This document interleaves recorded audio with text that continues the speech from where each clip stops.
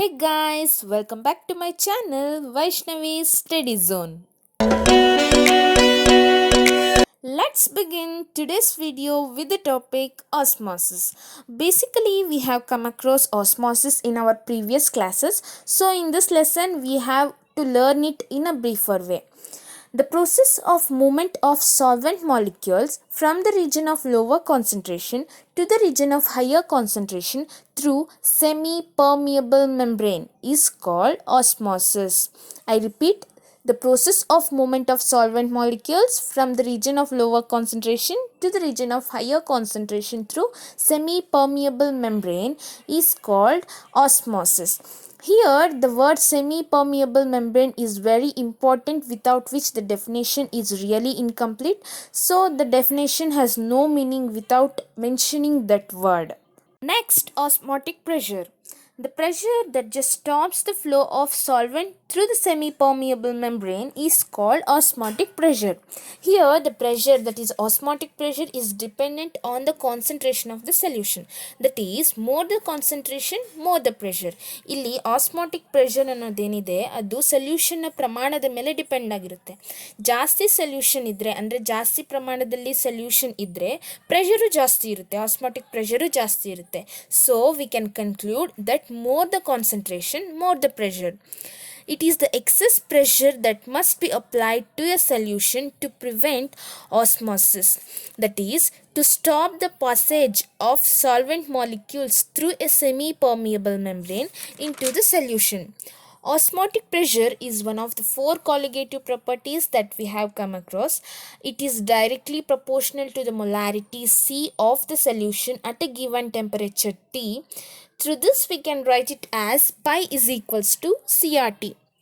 Here we can use this formula and also find the molar mass of the solute with the formula M2 is equal to W2RT by pi V. Thus, knowing the quantities W2, T, pi and V, we can calculate the molar mass of the solute.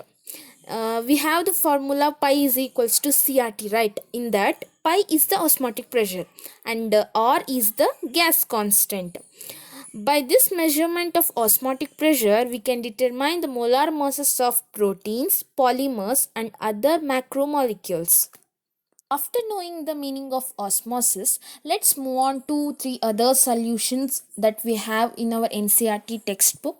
Firstly, let us take two solutions having same osmotic pressure at a given temperature, which is called isotonic solutions.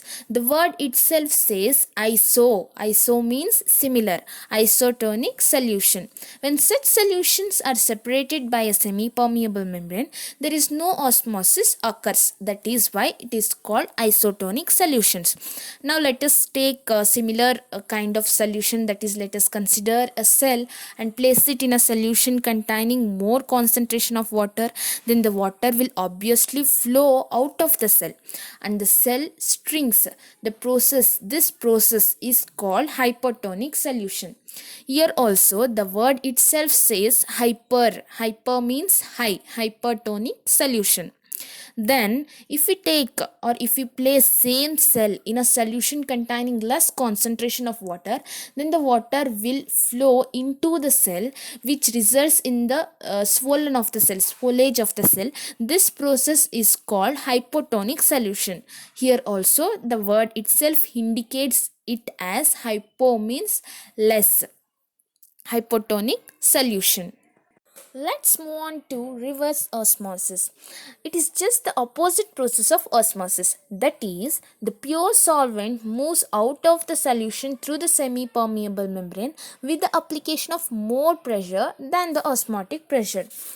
Applications of reverse osmosis. It is used in the desalination of seawater, that is to purify the water.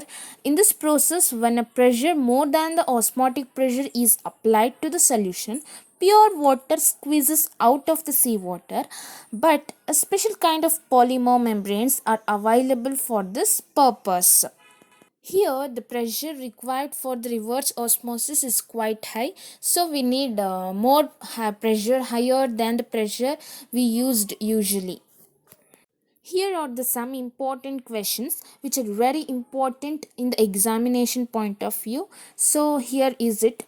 First is define osmosis, and second one is that what does osmotic pressure mean and on what factors that it depends. The third one is define reverse osmosis, mention its applications.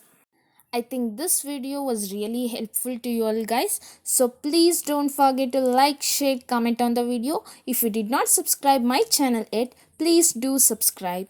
Thank you for watching.